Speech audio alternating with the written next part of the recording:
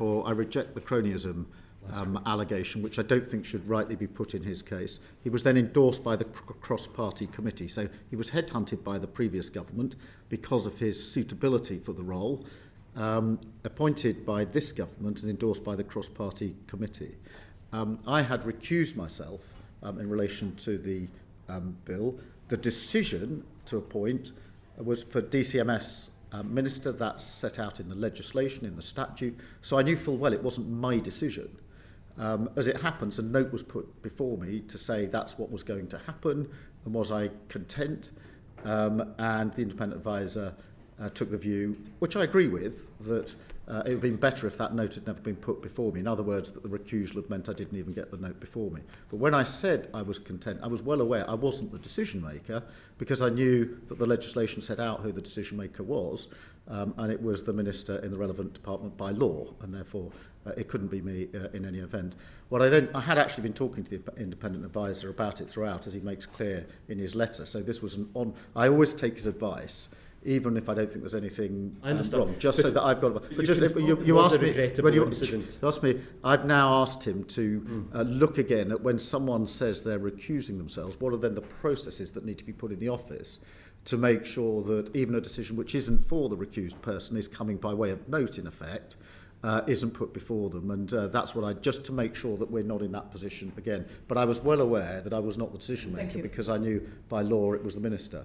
Thank you. Thanks, Prime Minister. Finally, on other public appointments, can I refer you to your recent decision as Prime Minister on appointments to the House of Lords? Prior to the general election, you promised to reduce political appointments to the Lords, and indeed stated as much in your party's manifesto. Might you understand why the public might feel that you're not upholding the high standards you set yourself on appointments to the House of Lords? Well, it's important that the House of Lords is able to do its vital work of scrutinising legislation. There's an imbalance in the Lords at the moment in the numbers of peers for the relevant political parties, and it's right that we get the balance right as we go forward. But the overarching work to reduce the size of the House of Lords is ongoing. The Hereditary Peers Bill has been going through. And it is important. My question, it was specifically about your comments prior to the general election and the decision that you made last week. But thank you very much, Prime Minister, for the answers that you've given. Thank you. Simon Hoare. Thank you, Chair. Prime Minister, good afternoon. Public trust is pivotal if governance of this country and all of our public life is to be supported and trusted. And that is, I'm afraid, it seems to be a value which is declining. The trust of the public in what we do and why we do it. Baroness Deach, before my committee last week, commented, it's quite interesting how oppositions change their position on standards from when they're in opposition to then going into government. We're doing a piece of work which is clearly showing that notwithstanding Nolan, notwithstanding the EIC, notwithstanding amendments to the ministerial code, there is still an element of what I suppose in the old terms you could have called the good chaps principle, HOLAC, etc. In order to future-proof against rogue operators, and in order to try to bolster declining public confidence, what consideration, if any, have you given or might you give to putting quite a lot of these bodies on a statutory footing, including the ethics advisor at number 10, so that the public can see that there are dispassionate people who take decisions based on good judgment and sound evidence? Prime Minister. Yeah, I mean, on the ministerial code, obviously, I did strengthen, and then I also took the step. The independent advisor, before I became Prime Minister, was not able to initiate investigations, could only do it with the Prime Minister's approval, and I thought that was wrong in principle, and that we would it would be better if the independent advisor, who was appointed under the last government but continued under me, had the ability to say of his own volition, I think this is serious enough for me to look at it. So I have done that.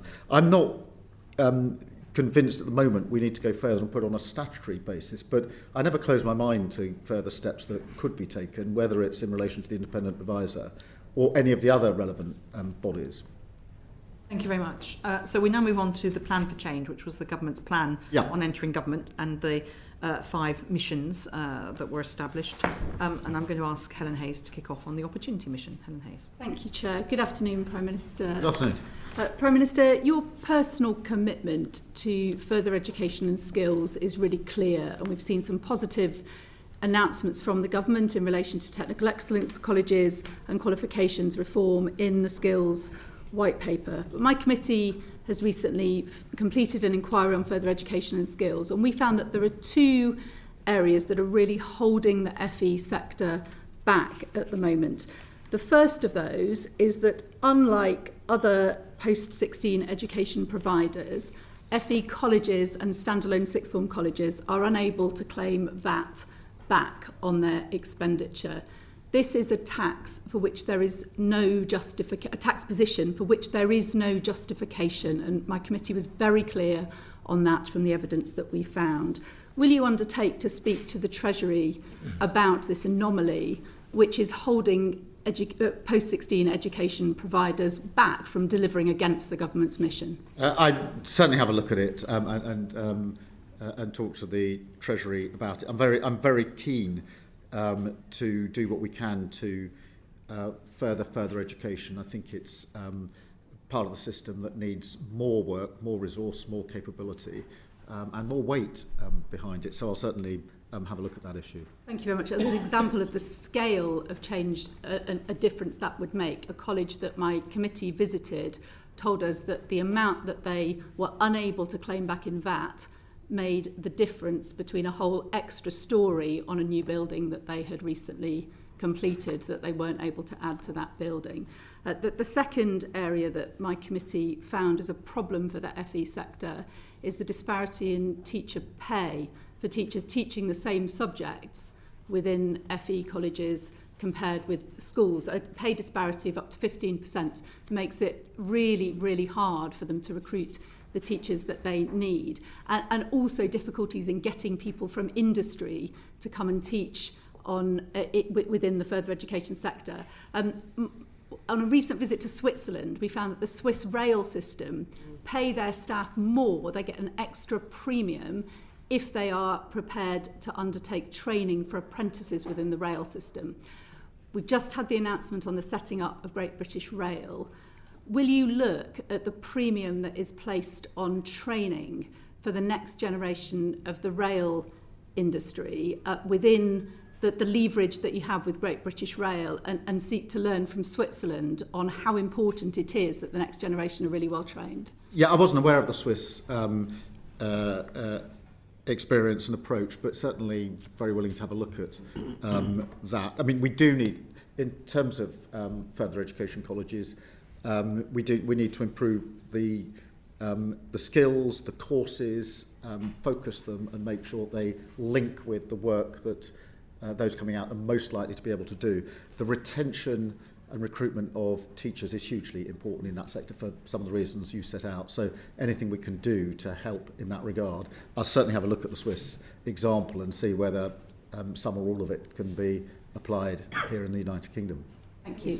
And then final question from me. We've also seen some really positive announcements from the government on opportunities for young people through the Youth Guarantee and the Youth Strategy announced last week. We've spoken previously in this committee about some of the barriers that hold care-experienced young people back from being able to take advantage of opportunities that are available to them. The government is still resistant to a national offer for care leavers, which would provide confidence and clarity for care leavers across the country that wherever they live, the same support and entitlements would be available to them. Will you look again at that commitment, which would really enable care leavers to be able to access some of the great opportunities the government is making available to young people across the country?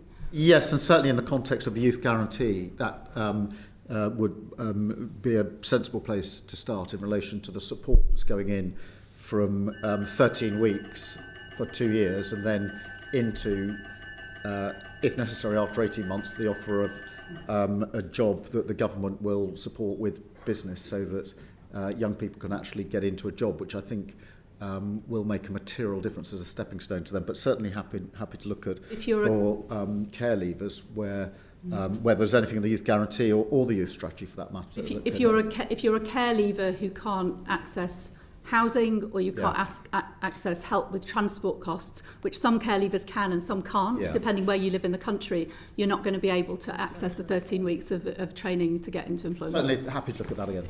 Thank you. Thank you very much, Prime Minister. Andy Slaughter MP. Thank you, Chair. Good afternoon, Prime Minister. Sir Brian Levison's independent review of the criminal courts has 45 recommendations in Part 1 alone, but the controversy around it is centred on changes to the jury system, specifically the mode of trial which will apply in intermediate cases. The plans seem to involve a quarter to a half of current jury trials being heard by magistrates or a judge sitting alone. Yet we are told this will only affect about 1 or 2% of all criminal trials. So it's difficult to see how it will address the Crown Court backlog. Would it not be sensible to postpone decision on the future of jury trials until we have more reliable information and can see what the impact on the backlog will be? Well, I mean, firstly, just putting those figures into context, of all the cases that go to court, criminal cases that go to court in this country, 90% are in the Magistrates' Court and therefore don't have a jury in any event. 10% go to the Crown Court, where there's the potential for a jury. 7% of those plead guilty, and therefore, of all the criminal cases that go to our criminal courts, 3% currently go before a jury. They're the most serious.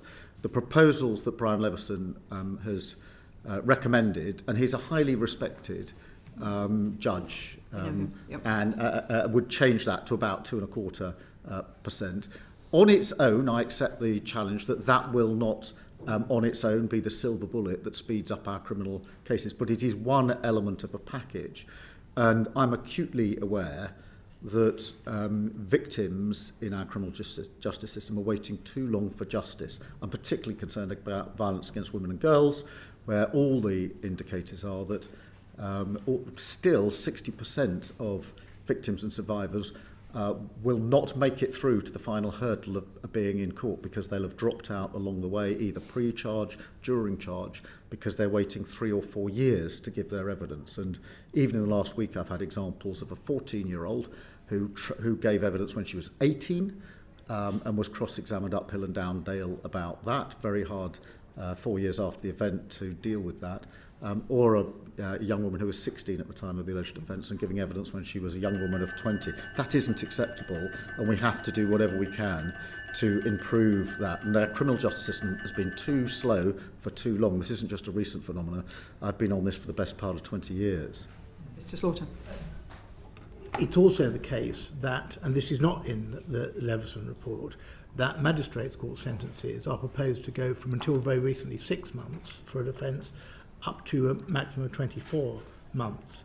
And swift courts will involve a judge sitting alone without magistrates. As I say, they're not in Levison, so why is the government going down this route? And isn't this more likely to lead to the unintended consequence of even more custodial sentences, undoing the work of reducing prison numbers as set out in the sentencing bill and the Gork review? No, I don't think so. I mean, look, the most serious crimes will still go before a jury. So anything over 3 years, all indictable only offences, rape, murder, manslaughter, GBH, robbery, arson with intent to kill, all those very serious offences still go before our juries. But we have to answer the question, how do we speed up the processes that we have? How do we make a system that measures the delivery of justice in months, not years, and it's been years for far too long. Sir Brian Levison painted the picture of the system in virtual crisis. We cannot go on like that. In relation to the sentencing point, obviously this goes alongside the changes that we're making in relation to sentencing and various presumptions that are there at the same time. So the two of them have to go together. Of course, we need to keep looking at it, to keep checking that we've got it right. But I, for one, am not prepared anymore to just walk past what has been a stain on our criminal justice system for far too long, and I'm absolutely determined to do something about it. Mr. Slaughter. There's widespread support for the Hillsborough Bill, not least because it offers equality of arms between victims and the state in addressing unlawful state action. doesn't the same inequality exist between the press and those who, in Jerry McCann's words, are monstered by them? But 13 years after the Leveson Review of Press Ethics, most newspapers are not subject to independent regulation, and there is no low-cost way to challenge media errors. Last week, over 30 victims of press intrusion, including Christine Flack, Kate and Jerry McCann, and Margaret Aspinall, whom you know, and whose son James died at Hillsborough, wrote to you to ask you to meet them and discuss their experiences. Will you meet them? Yes, of course. Finally, can I ask this?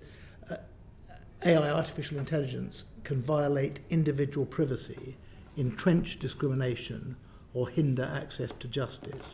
You've put AI at the heart of the government's mission for growth, but how can you be sure increased use of AI will not lead to a weakening of human rights protection? Well, we need to get the balance right. I think with AI, it's a huge opportunity. There's huge potential. Whether that's in health, where already we're seeing the difference it can make. I've seen for myself some of the use of AI to identify blood clots in stroke victims much more quickly than can be done otherwise, and literally saving lives.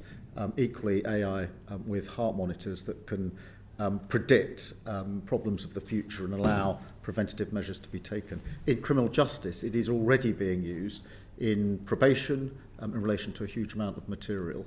And I know that the judiciary are interested in how it can improve criminal justice. Now, it needs to be within a framework, an architecture that is aware of and attuned to the risks, of course.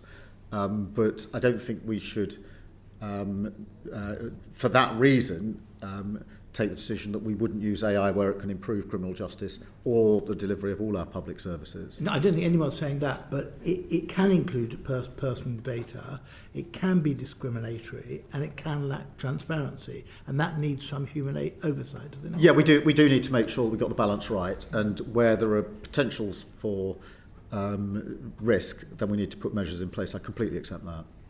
Thank you, Prime Minister. We know that the Joint Committee on Human Rights, as well as a number of other committees in this House, are looking at a lot of these very issues. I'm sure they'll be feeding that into the government's thinking on this. So thank you. Dame Karen Bradley. Thank you very much, Chair, and thank you, Prime Minister, for being before us. When will the government publish the new Violence Against Women and Girls strategy? As soon as possible. And I was in Downing Street when we brought together all of the various bodies that are helping work with us on that the week before last. And so now we're looking at very shortly in the future. I think the sooner we can get...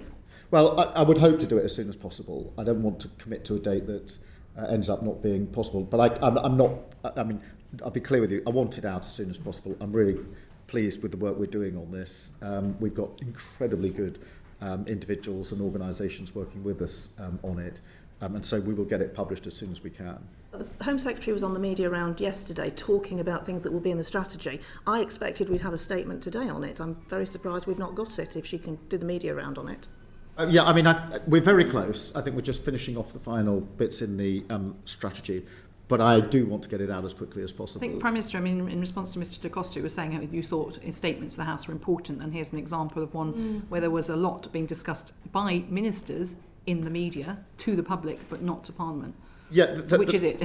Well, the strategy is not... I mean, we'll do the strategy in due course, but I mean, it's one... the government said it would come out before the summer. It then was going to be in September. We've been told time and again it was going to come very soon, and we're still waiting for it. And it's having real-world consequences. 3 rape crisis centres, I know, have closed because services cannot be commissioned because the local authorities, etc., do not know what money they're going to have because they don't have the strategy. No, I want the strategy out as quickly as possible. There are measures we've put in place already. The use of specialist in 999 control rooms has been widely welcomed. The National Policing Centre for Violence Against Women and Girls has been established, the domestic abuse protection orders. So there's a number of measures we've already taken. But I mean, I'm not pushing back on it. I want the strategy out as quickly as possible. We just need to finalise it and get it out. We all do. £53 million has been committed to perpetrator programmes for highest risk perpetrators. There hasn't been a similar amount of money for victims' services, and there's a real disquiet in the sector that actually the victims are being forgotten. What would you say? certainly the victims not being forgotten. They're at the centre of the strategy on violence against women and girls. There's no money for them that's been committed so Well, far. I'll look at the money you. commitments again and make sure that we've got that right. But this is a commitment of the government in relation to violence against women and girls. It's a personal commitment of mine. I've been working on this since I became the Director of Public Prosecution. I remember when you shadowed me when I was in the Home Office. That's why I'm surprised. No, I genuinely want to do as much as we possibly can. The figures on violence against women and girls are appalling. They've been appalling for a long time. 3 women a week killed by their partner or ex-partner, and that's been the statistic that's been there ever since I've been looking at it, well over 20 years. And we have to shift that, and we need to do that with the strategy and pull together all of the individuals and organisations who've got huge experience here, and that's why I brought them all into Downing Street as a group the week before last. We'll look forward to the strategy. Yeah. Another thing we're waiting for is the police reform white paper, which again we were expecting we'd have by now. Do you think there are too many police forces in England and Wales? Well, I'm not going to speculate in relation to that. I do think we need to... Prime Minister, you were DPP. You might have a view on this. Look, when I was DPP, we reduced the number of CPS areas from 42 to 13. So we streamlined that. I'm well aware that you also have to look at where the courts are streamlined, where probation is streamlined, etc.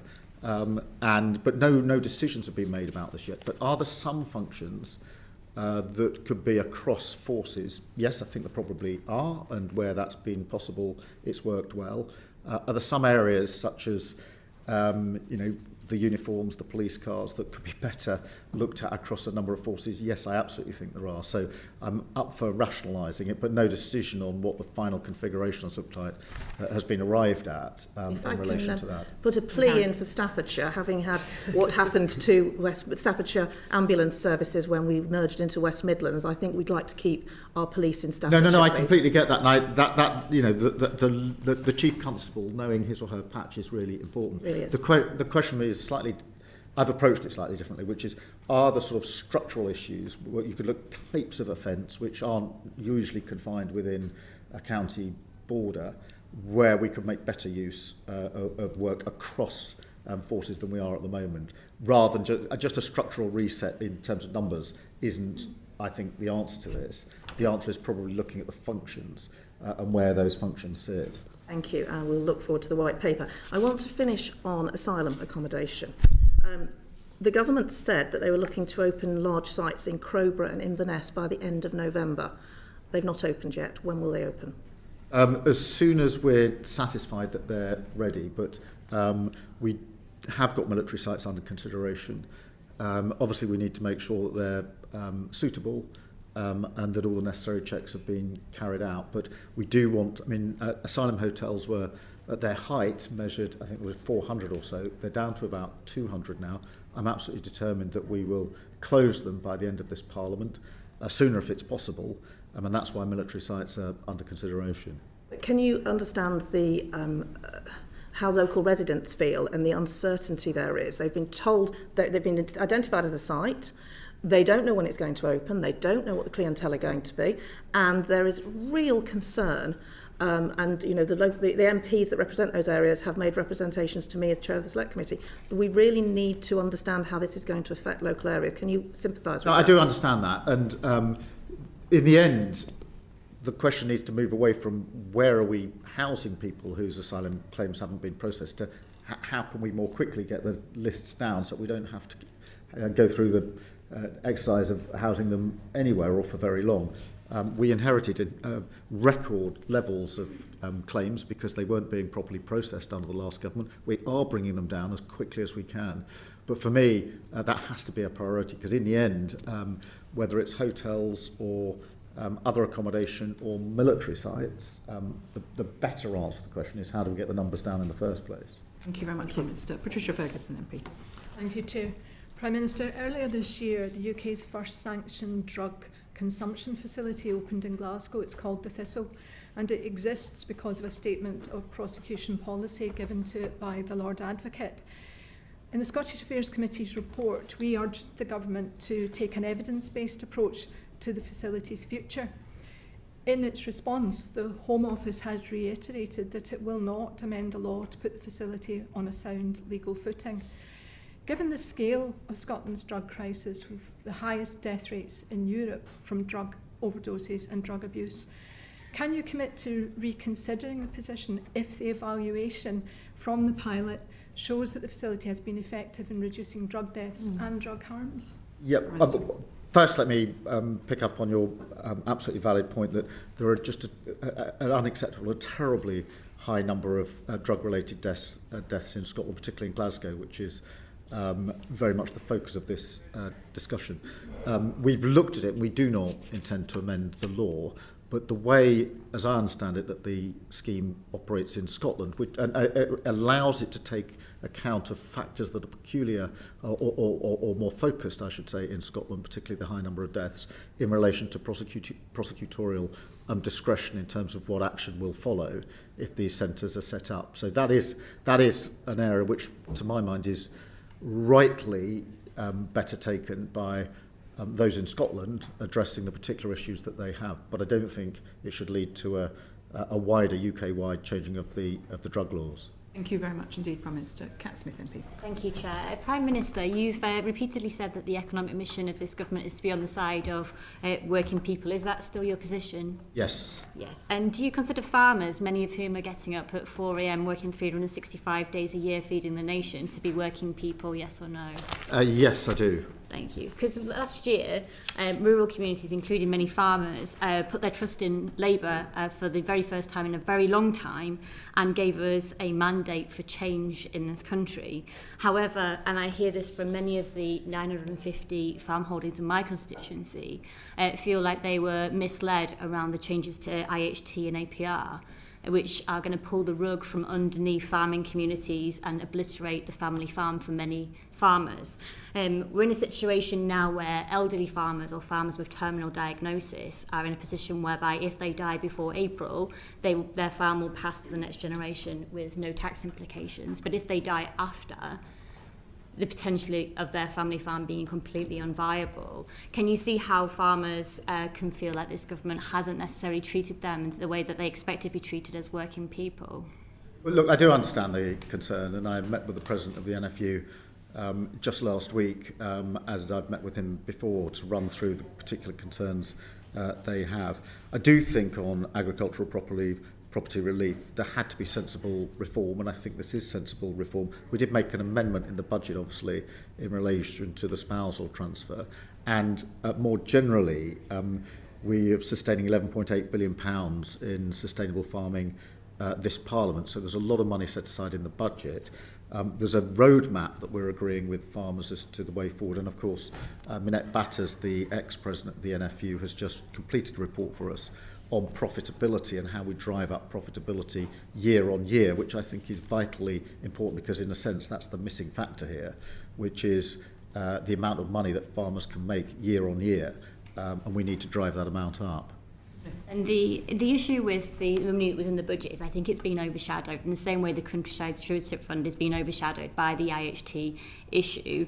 And I think that the political damage is that whilst the ambitions of government were, I think, quite right in terms of tackling tax avoidance that could go on in, like, say, large country estates, the collateral damage is that it's actually the small family farm which is feeling the hit of this. And the changes in the budget won't go any way to benefit one of my constituents who is 89 next month. He's already widowed, so he will not be able to benefit from the spousal transfer that has been announced. And given that you've been a Prime Minister who is, and I think quite admirably, changed courses in the past when issues have been exposed to the absolute reality of things, would you consider changing course on this issue?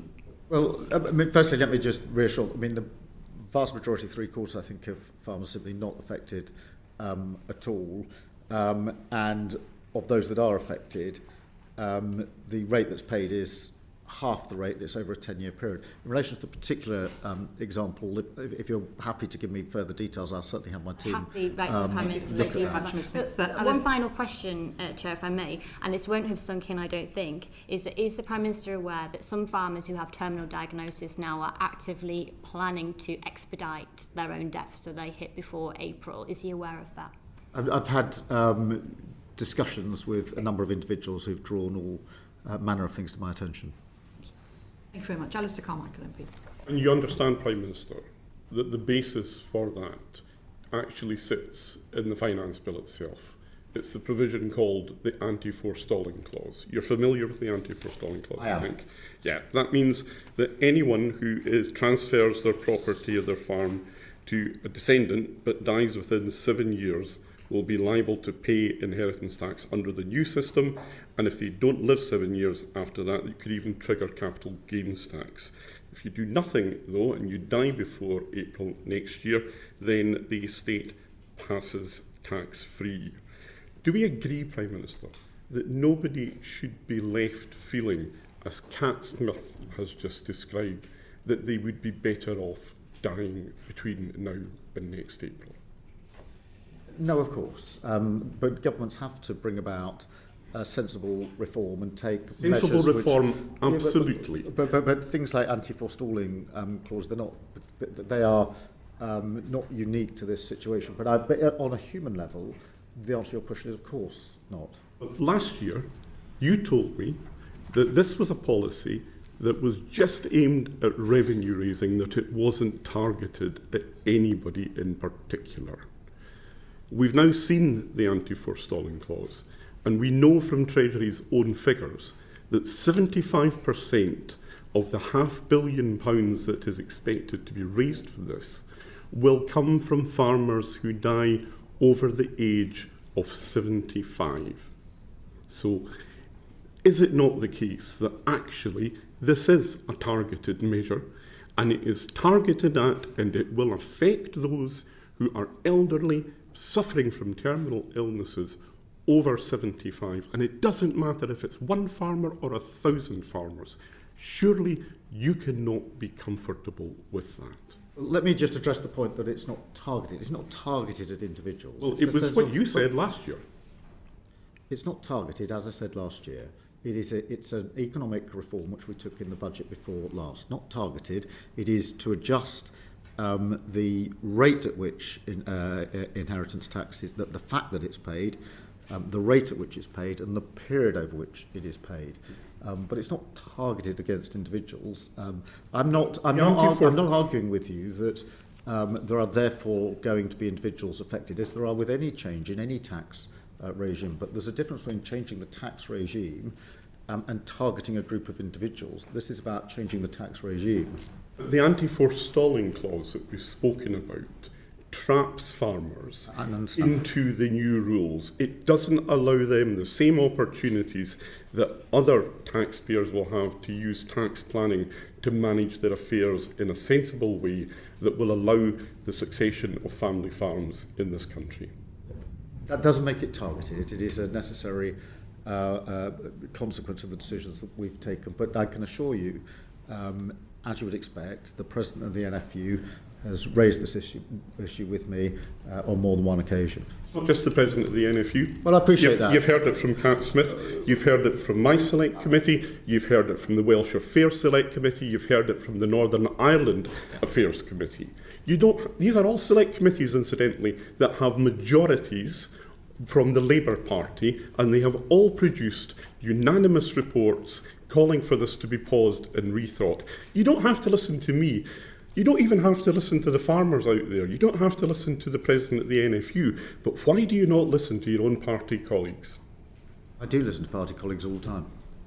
And then do what you're going to do anyway. Thank you very much, Mr Carmichael. Tandesi MP. Thank you very much. Prime Minister, you rightly noted that defence is an engine for growth. In fact, one of the 8 high growth sectors that are best placed to deliver on growth and on jobs. But there was hardly anything new for defence within the budget. And how can it therefore be an engine for growth if we do not have a clear, credible approach to increasing defence spending, not just up to 2027, but we need to give confidence to the supply chain well beyond that, rather than just having this hockey stick approach whereby most of the increase in defence spending is always planned for years and years into the future? Well, I think it was quite a big measure in the budget, in that we increased defence spending to 2.6, not years and years in the future, but in 2027. It was previously announced about a year ago as well. So that then is baked into the budget and affects all the other figures in terms of what else we can do. I do think you're right that the challenge, therefore, is to turn that into growth and productivity. And the way in which we intend to do that is we had the Strategic Defence Review, as you know, published earlier this year.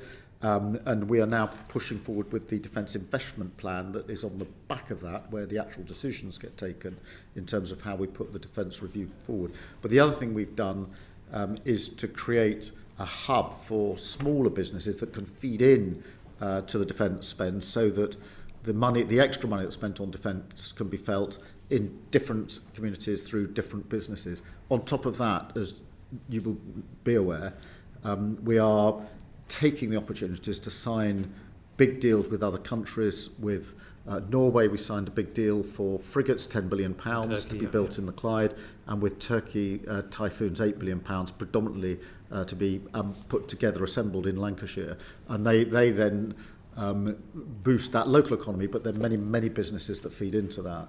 Okay, well, it still doesn't answer my underlying question, but let's move on. I'm glad that you mentioned the Strategic Defence Review and the Defence Investment Plan. Now, anybody and everybody, including the NATO Secretary-General, is saying that we need to prepare, given the increased propensity and the intensity of attacks, especially cyber, from our adversaries. Now, in order to give a clear demand signal to industry and all, there needs to be a defence investment plan. Now, that was promised to us by autumn, and it's Christmas next week. I know some would take the interpretation that they're waiting for the winter solstice this Sunday in order then that's still within the autumn, but that really is taking the biscuit. So I think what we need to have is that defence investment plan. When is that defence investment plan landing, Prime Minister? Well, we're working hard on the defence investment plan, and we will publish it as soon as it's ready. But you will appreciate from the work of your committee that that involves very significant and important decisions that we need to make sure we get absolutely right. But we'll do it as soon as it's ready. And obviously, your committee will then want to. You reshuffled out the Defence Procurement Minister at the last reshuffle. Was that wise to do when you were going through a defence investment plan process? Well, defence investment plan process involves quite a number of cabinet members because of the significance of the decisions that we're But the making. engine room of that job, that's a very important job in government to make sure that procurement Yes, and the is done minister properly. we've got in doing it is doing an excellent job, and that is not affected. I'm not suggesting individuals aren't, just that the continuity is quite important. Yeah, but the defence investment plan is a very significant plan involving a number of cabinet members, as you would expect, because of its significance. Yeah, I mean, the way it's being interpreted by all and sundry outside is that the government is still arguing about money and it's holding up the dip. But let me move on to another thing that was mentioned in the Strategic Defence Review, namely the national conversation. Now, that's something that requires your personal leadership, as you have intimated, because we need to make the public aware about the threats, but also their role within defence. So can you list the engagements that you personally have led and undertaken with regards to a national conversation? Yeah, what I envisage is a national conversation that goes on around the country. I mean, I've obviously led a number of conversations about the importance of defence and security. I am obviously, in relation to Ukraine, we've been playing a leading part in the coalition of the willing, which is bringing together about 35 countries now to provide security guarantees. I've made it clear in my conversations that I see that as a necessary response to the situation in Ukraine, but also as part of a bigger argument, which is I do think that for too many years now, pretty well all European countries have not done enough on defence and security, and we need to step up in terms of not just spend, but capability and coordination.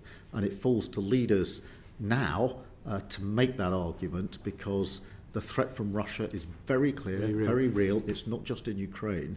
And so part of the conversation, as I see it, that I have to lead, and quite rightly, is to make the argument for more defence and security, a bigger answer on defence and security, so that Europe is better able to defend itself. I will always believe in the Euro-Atlantic security mechanisms, but I do think it's time for European countries to step into the breach on spend capability coordination I want to bring Europe. my final point on to what's happening. And there's a lot of hard work that's been undertaken by yourself abroad, especially to ensure that there's a just and lasting peace for our Ukrainian friends who we are rightly supporting.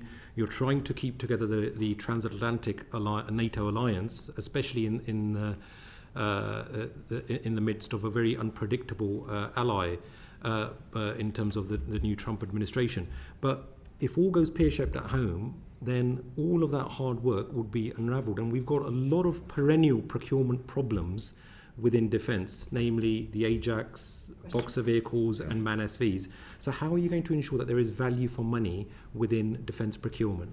Oh, by the increased oversight that we're putting in, because I don't think there has been enough focus on value for money in procurement, and we need to change that. But just to reassure you, I mean, in terms of what's happening in Ukraine, we cannot let up in our efforts to bring about a just and lasting peace. That affects Ukraine, Europe, and it affects the United Kingdom.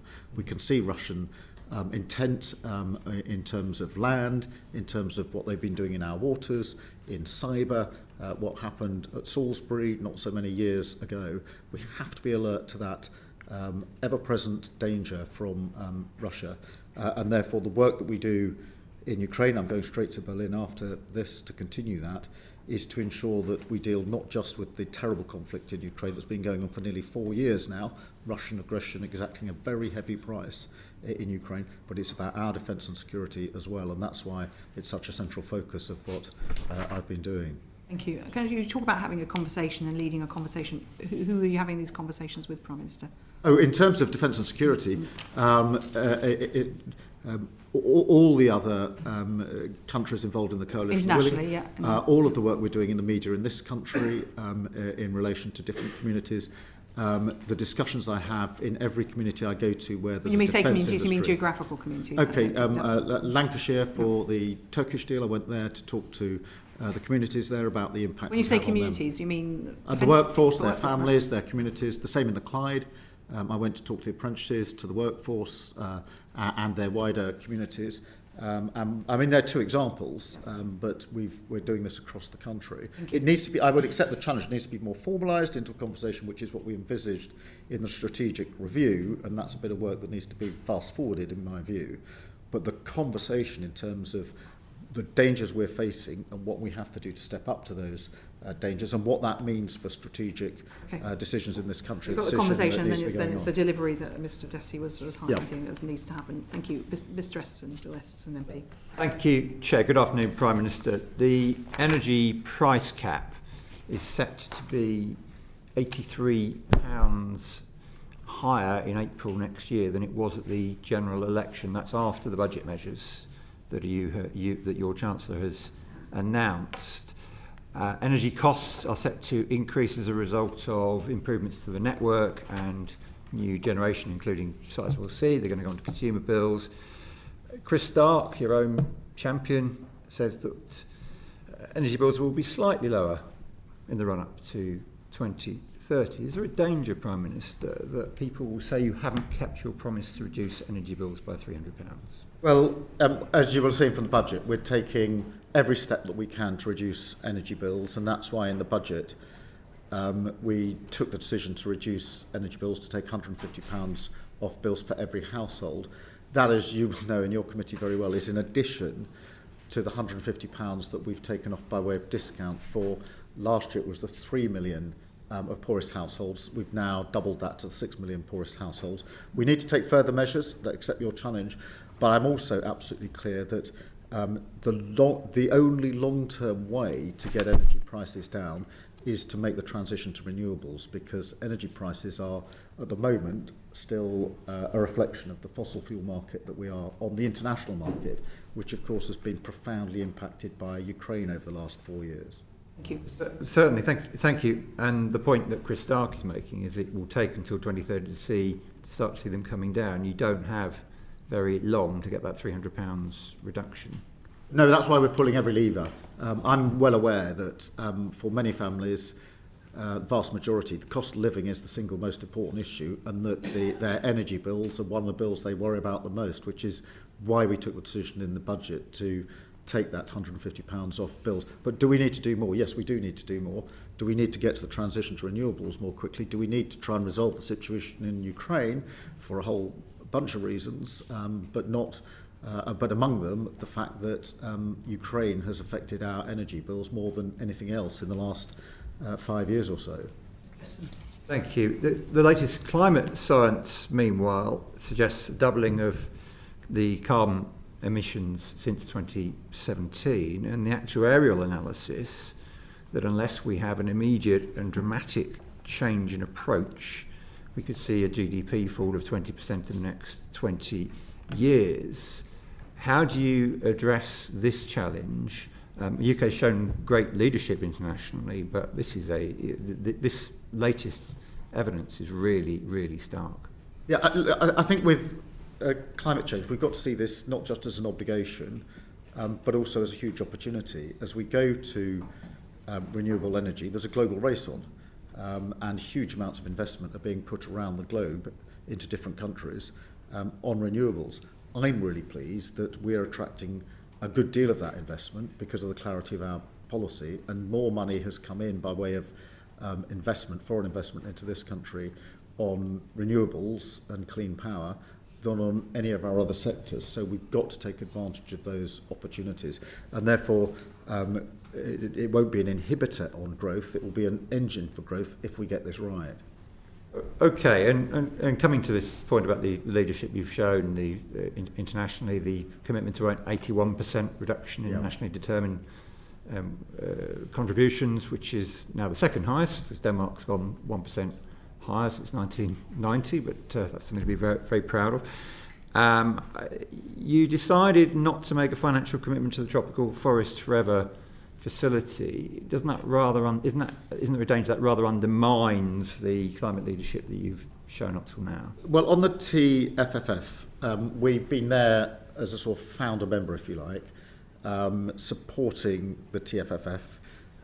We've been absolutely clear that we see a role for the United Kingdom going forward of leveraging private investment into TFFF, which is very much where the conversation is in terms of funding for projects, and the future will continue to do that and to look at what else we can do. But we remain committed to the concept, the idea, and I've made that absolutely clear to the President in Brazil when I was there for COP just a few weeks ago. Yeah, now I mentioned Denmark. The Danes have been at this for a very long time. It was their response to the 1973 oil crisis was to try and find alternatives. In Denmark, people grow up to be told that a good Dane is a green Dane. Do we need something similar here to get greater public support for this energy transition? I think there is a growing awareness. I think most people would say they absolutely understand the challenge of climate change. They want their government to do something about it. I think they would add that they don't want to necessarily see that reflected simply in their bills at the expense of other measures that can be taken. So I don't think there's a lack of commitment on this. There's an understandable issue in a cost of living crisis as to where the burden lies in relation to the funding of it, which is why, amongst other things, we wanted to take and did take £150 off energy bills. I think the vast majority of the public do understand we have to take measures on climate change. They can see the effects in this country and other countries with ever more extreme weather conditions. The question is more, I don't think we've got climate deniers anymore, we've simply got climate delayers, those that think we should put it off. I'm not in that camp, I think that's a mistake. But I am heartened by the fact that there's fewer and fewer deniers, but we do need to get on with this now. So maybe you'll consider the idea that a good Brit is a green Brit. Well, I'm not sure about that. I mean, I'm sure the Green Party would seize on that in a moment. But look, many more people cycle and walk and are conscious of when they're buying things, what they're buying, and make conscious choices in relation to it. I think their plea would not be don't do the transition to clean power. Their plea would be make sure that it's affordable to families like mine. Thank you, Prime Minister. Patricia Ferguson, MP. Thank you, Chair. A recent report by the Scottish Affairs Committee found that clean energy jobs, the creation of clean energy jobs, not being keeping scale or pace with the loss of jobs in the oil and gas industry. Harbour Energy UK, the largest oil and gas producer, has indicated that one of the reasons it's cut 350 jobs this year is the UK's tax regime. How does the budget decision to retain the energy profits levy align with the government's commitment to protect existing North Sea jobs and to deliver that fair and orderly energy transition we'd all like to see? Well, just putting this into context, I think over the last decade or so, probably 70,000 jobs or so have been lost in oil and gas, and there's a declining base, and therefore the transition to renewables is really important. And there are lots of investment opportunities in renewables, and that we need to make that transition. It needs to be a fair and just transition, particularly for those in Scotland who we thank for everything they've put into our energy supply for a very, very long time, but we do need to make that transition. In relation to Harbour Energy, ultimately that was a commercial decision by the business, but that doesn't take away the impact that will have had on those working there and their families and their communities. In relation to the tax, we've made it clear when the tax will end and looked at how the tax works, but it is important that we make the transition to renewables because in the end that will guarantee generations worth of jobs in Scotland and elsewhere. We are committed to oil and gas being part of the mix for many years to come, and obviously we made changes to the tieback scheme just recently, which is something the sector had been asking us specifically to deliver on. I'm pleased we've been able to do that. Thank you. Ms Ferguson.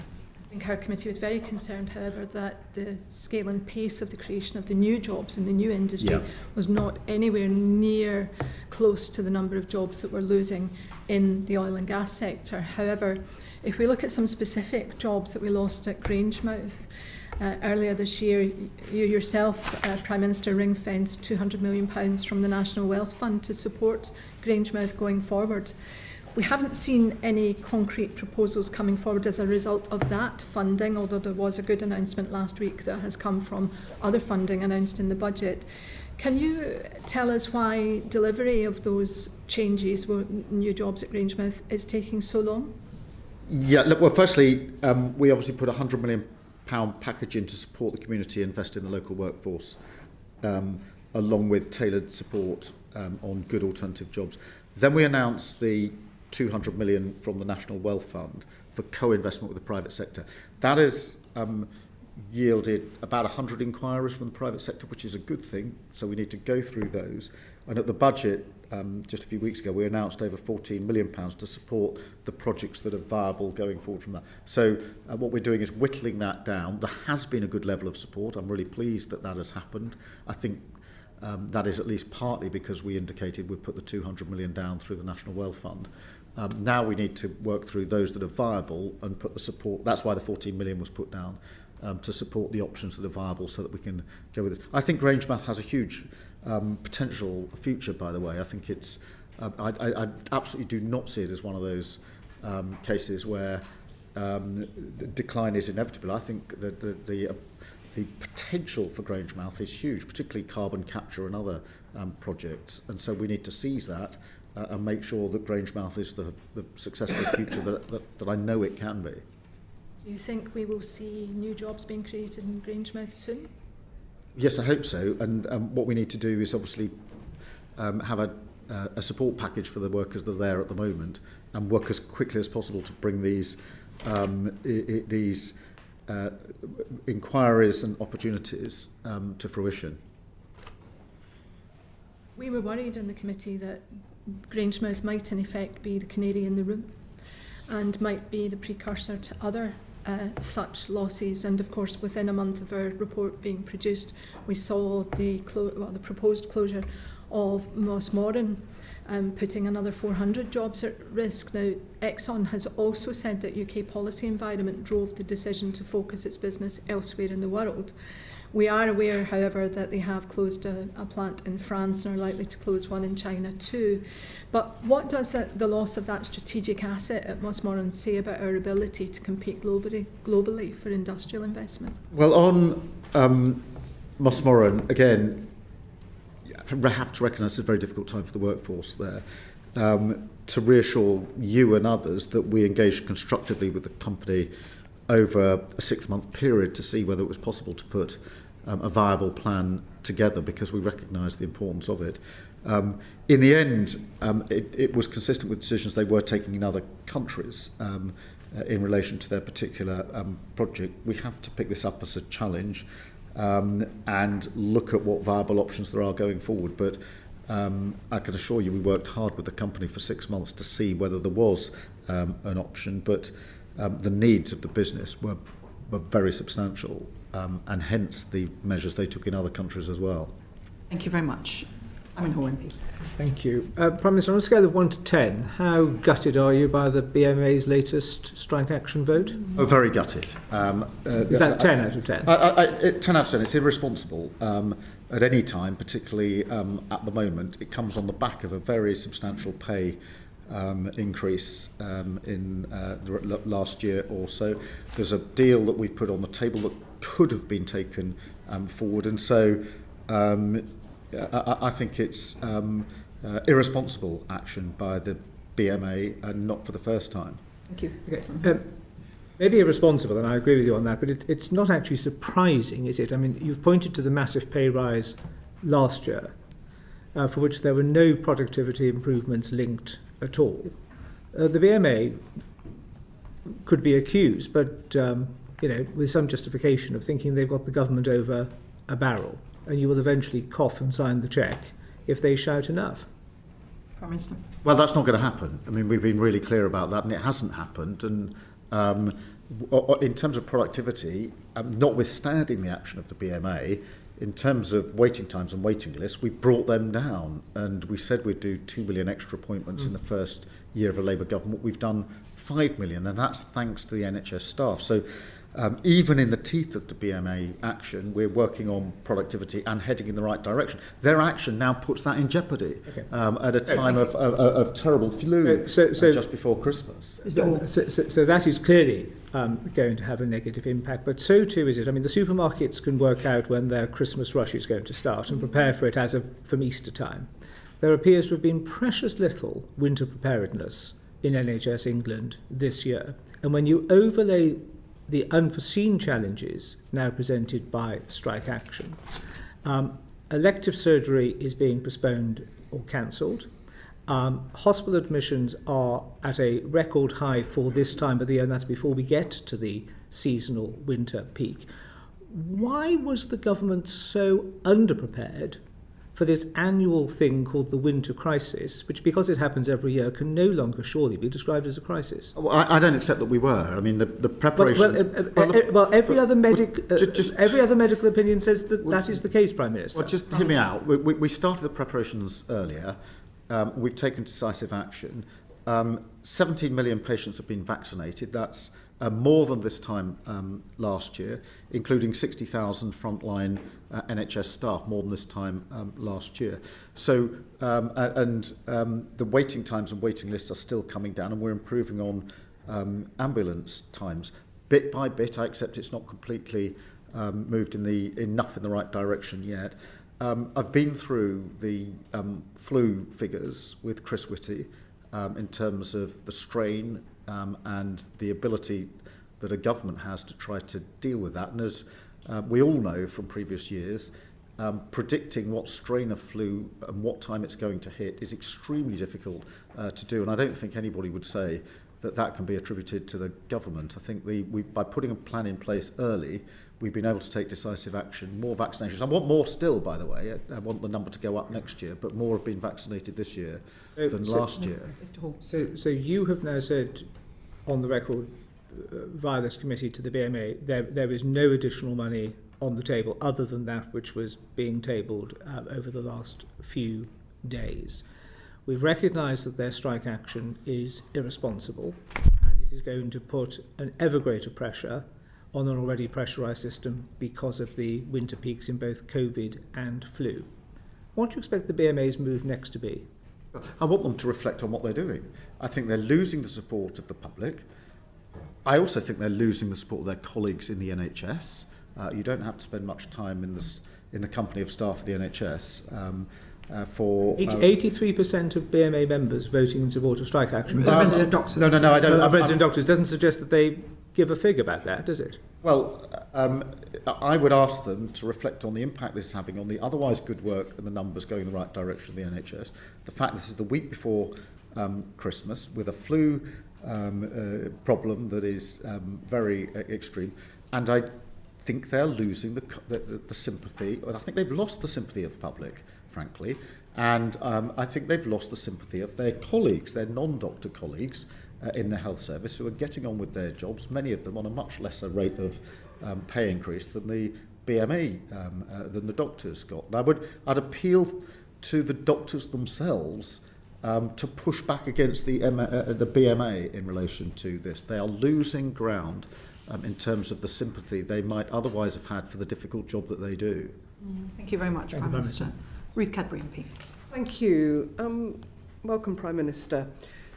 In 18 months, your government has announced many initiatives, quite separate ones. What have you found most difficult in delivering the plan for change?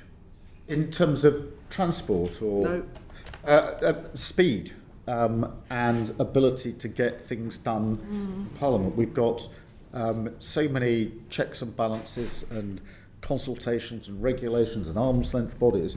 My own sense after 12 to 18 months in the job is that, and this is a fault of governments of all political colours, every time something has gone wrong in the past, successive governments have put in place another procedure or another body or another consultation to try to stop ourselves ever making a mistake again. My experience now as Prime Minister is of frustration that every time I go to pull a lever, there are a whole bunch of regulations, consultations, arm's length bodies that mean the action from pulling the lever to delivery is longer than I think it ought to be, which is among the reasons I want to cut down on regulation, generally and within government. Okay, and I'm using this just as an example, but in Switzerland, they set the rail timetable 10 years in advance, then they build the infrastructure and the network in order to meet that timetable.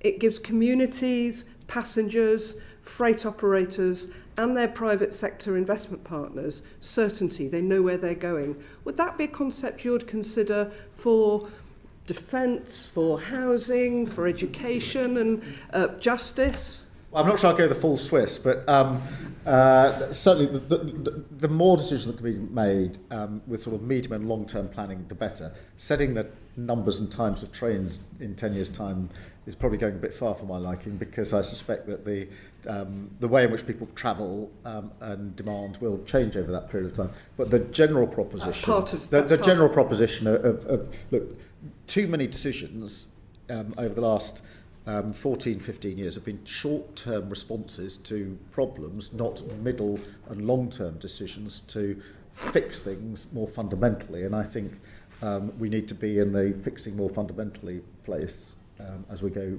through government. Thank you. Thank you very much, Prime Minister. Prime Minister, you sound like you were surprised that you come into government, you pull a lever, and it doesn't always happen, or perhaps something else happens over there. Frustrated rather than surprised. So do you consider that there was enough preparation for entering government in order that you and your ministers were ready for this? Yes, but when it comes to regulation, we're taking it down, but it takes time to take it down. So I'm not surprised, but I'm frustrated. And it's amongst the reasons that we're trying to get rid of as much of the regulation as possible, to get rid of arm's length bodies and ensure that we can move more quickly. But that was never possible on day one. Getting rid of arm's length bodies, you think, is going to make things go more quickly? Well, we need to look at the number we've got and what they actually add. I'm not saying get rid of them all, of course, but I think there is a frustration. I think this is shared across the last government and this government, that there's a sort of thicket of reasons you can't do anything, rather than a clear path through at speed, and it's the clear path through at speed that we need. Okay, well, thank you. Sir Geoffrey Clifton-Brown. Good afternoon, Prime Minister. As Chair of the Public Accounts Committee, I'd like to raise with you a report that we published in 2024 into sensitive government scrutiny. It is conventional, as you know, for the government to reply to committee reports within 2 months of publication. However, 18 months on, my committee has yet to receive a government response. Dame Meg and I are grateful to you for your response to our letter sent earlier this month, and we welcome your assurance that cross-government work that you are now leading on this issue. However, please would you undertake to meet with Dame Meg, the Controller and Auditor General, and myself in private as soon as possible in the new year, because we'd like to ensure that you're fully appraised of the detail of our proposal. Yeah, I'm very happy to meet. Thank you. I do understand the issue. Obviously, there's a careful balance to be struck, but I understand the concerns that you and the Chair have raised, and very happy to agree to a private meeting to discuss further. Thank you very much. Florence Eshalomi MP. Thank you, Chair. And thank you, Prime Minister. Earlier you mentioned to Mr Costa in terms of making sure ministers are presenting issues and policy statements to the House. One of those issues that we've been pushing for a few months now is the long-awaited reform to leasehold and commonhold. The Secretary of State confirmed in our Select Committee last month that that will be laid before the House before Christmas. Can you guarantee, Prime Minister, we will receive that before the House rises on the Thursday the 18th? I can't guarantee that, but I want to move it forward as quickly as possible. I know the strength of feeling and the reasons that we need to look at this. They're self-evident. So we'll come forward with proposals as quickly as we can. Thank you very much indeed. Prime Minister, you're heading off as well, eventually to hopefully a bit of a Christmas break, but we understand you're flying off to Berlin today. I wondered if you could give us an update on the situation vis-à-vis Ukraine and what the UK is doing in that respect. Well, thank you for that, because this is obviously a critical period for Ukraine, and not just for Ukraine, for Europe and for the United Kingdom. And European history is full of peace agreements that failed and sometimes led to even greater conflict. And that is why it's really important that we attend to this in detail. Putin has shown time and again that he will keep coming back for more if he sees the chance. We must never lose sight of that. And that's why I've argued consistently that any cessation of hostilities have gone on for nearly 4 years now, exacting a heavy price in Ukraine, both on the front line, civilians, infrastructure, energy, and, if I may say so, in Russia, where 5,000 Russian soldiers on average are being killed every week on the front line because of the ambitions of one man, Putin. There's a text that may take us forward that is in play, which I've discussed extensively with a number of leaders. President Zelensky was in last Monday for a private discussion about that. We're meeting again in Berlin tonight with President Zelensky and others. There are a number of principles that to me are absolutely fundamental. First, decisions on the most sensitive issues, including territory, are for Ukraine to decide. So no issues about Ukraine without Ukraine. Secondly, strong security guarantees are vital. Peace agreements fail, in my view, predominantly because there aren't sufficiently robust security guarantees behind them, which is why the French President and I set up the Coalition of the Willing, which was to put in place guarantees from the Coalition of the Willing countries in accordance with and alongside the US playing a full part. And then the third principle is that elements that affect NATO, Europe and the EU must involve NATO, Europe and the EU and their institutions and members. And we must, whilst we strive for a just and lasting peace, and we do, and there's no country that wants that more than Ukraine, we must keep supporting Ukraine in the fight and keep the pressure on Putin, because only Russia stands in the way of peace, nobody else. And so that is the principal case that I have been making, will continue to make tonight. I hope we can make some further progress. We certainly had a good session in Monday in Downing Street last week, but the route to peace is not a straight road, but we will keep on trying to get to the right outcome, because, as I say, history is littered with peace agreements in Europe, which people had faith in, but in the end fell apart and led to even worse conflict. You talk about security guarantees. Would that be British personnel and British equipment on the ground in the region? If necessary. I mean, what we did with the Coalition of the Willing was to draw up. We had a political process with the leaders we had a military process with the military planners, and we said to them we want military plans for the air, for the sea and for the ground, and for Ukraine's own capability. So we now have military plans in each of those areas. If necessary, that does involve ground deployment, but obviously at the moment the prior question is whether we can get to a just and lasting peace. Mr. Dessy, did you want to? I think... Okay, well, thank you. Given the Prime Minister needs to go to Berlin, we don't know. Even the Chair of the Defence Committee would rather you went to Berlin. Well, can I thank the Prime Minister very much indeed for his time. The transcript of the session will be available on the website uncorrected in the next couple of days, with thanks to our colleagues at Hansard, thanks to our colleagues at Bow Time. We hope, Prime Minister, that you do get some time for yourself and your family over the festive period. Well, thank you, and can I wish all the members of the committee and their families a peaceful Christmas and New Year.